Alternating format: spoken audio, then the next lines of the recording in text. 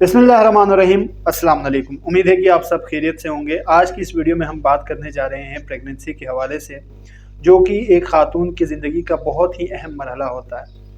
और प्रेगनेंसी को हम बहुत सारे हवालों से डिस्कस कर सकते हैं, लेकिन आज की इस वीडियो में हम डिस्कस करेंगे कि कौन कौन से चेंजेस आते हैं मदर खुद की बॉडी के अंदर ड्यूरिंग द प्रेगनेंसी।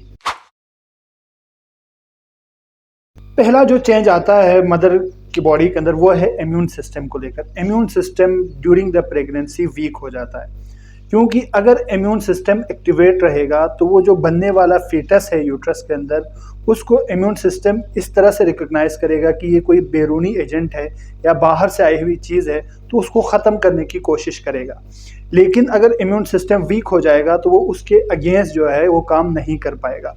और इसके अलावा बहुत सारे ऐसे कम्प्लेक्स रिएक्शंस हो जाते हैं जिनकी बुनियाद पर कुछ ऐसे इम्यून सेल्स एक्टिवेट हो जाते हैं जो उन सेल्स के अगेंस्ट काम करते हैं, जो कि उस फेटस को नुकसान पहुंचा सकते हैं। इसीलिए हम देखते हैं कि प्रेगनेंसी के दौरान जो मदर्स होती हैं उनको अक्सर जो है नज़ला और ज़ुकाम की शिकायत रहती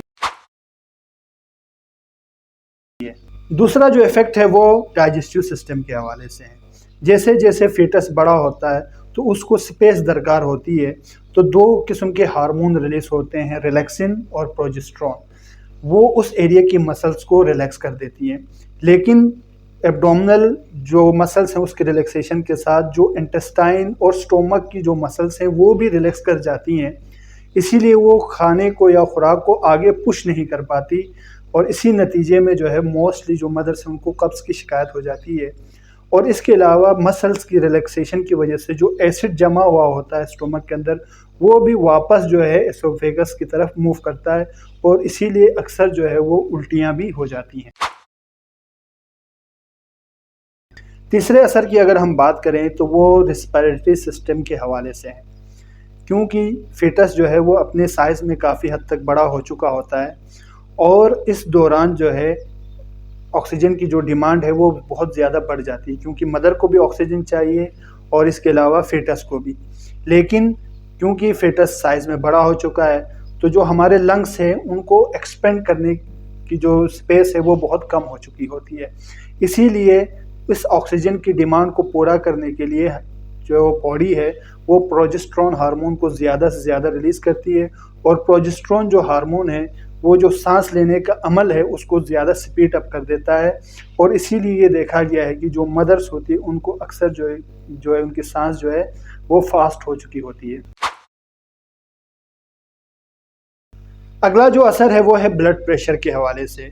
ड्यूरिंग द प्रेगनेंसी जो न्यूट्रिएंट्स हैं और ऑक्सीजन है उसकी डिमांड बहुत ज़्यादा बढ़ जाती है, क्योंकि फेटस को भी यूज़ करना होता है और मदर को भी। इसीलिए जो हार्ट रेट है वो बहुत ज़्यादा बढ़ जाती है, क्योंकि हार्ट को ज़्यादा पंपिंग करनी पड़ती है। लेकिन जो फेटस है उसके साइज़ के बढ़ने की वजह से और उसके रिपीट मूवमेंट की वजह से जो खून की रग है, जो खून को वापस लेके आती है हार्ट की तरफ, वो कॉन्ट्रैक्ट हो जाती है, और इसी वजह से जो खून है वो अच्छे तरीके से वापस नहीं आ पाता, स्पेशली वो खून जो कि हमारे पैरों की तरफ दौड़ता है, जिसके नतीजे में जो है ब्लड प्रेशर वो बहुत कम हो जाता है।